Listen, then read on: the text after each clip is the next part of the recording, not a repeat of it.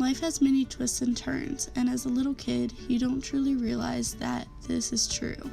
You hear the phrases, "time goes fast," and "don't take anyone or anything for granted." But as a little kid, you don't realize the truth and importance behind those sayings. A child lives for today and does not plan or fear for the future. A child's first genuine experience with death of someone they care for and find important in their lives is the turning point that, looking back on now, I realized is when those sayings begin to have meaning. Even today, feeling and remembering the hurt that made me take those sayings even more to heart. Now looking back, I never imagined then that Aubrey would have had such an impact on my life.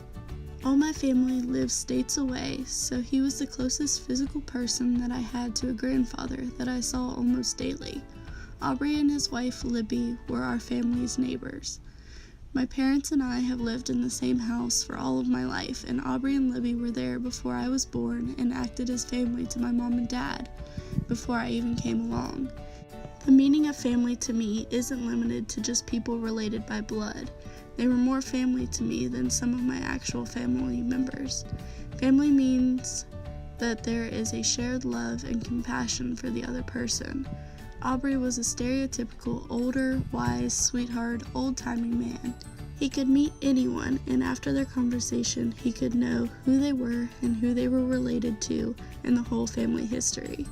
He lived in Fredericksburg for all of his life and could tell so many stories. One major regret that I have now is not recording those stories when we had the chance. Aubrey was my first experience with death. Whenever he passed away, I didn't completely understand what it all meant, but I knew that my buddy that used to make me smile every time I saw him was gone.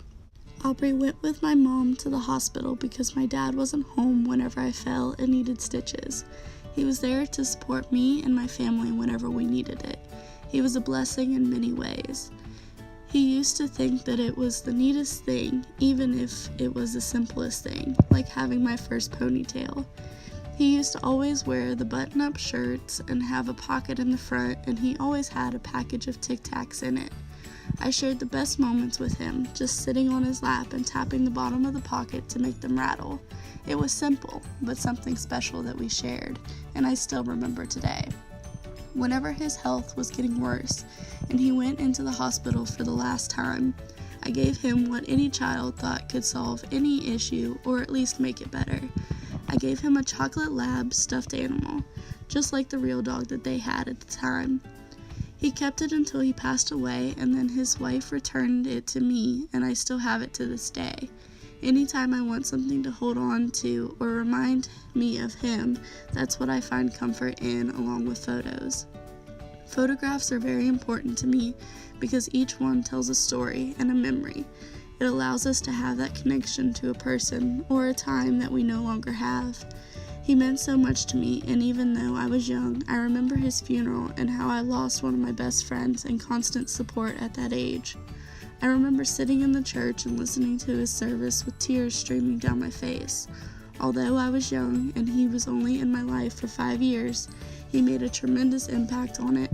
I think back now and how he was here one day and gone the next really puts into perspective how precious life and the ones we care about are.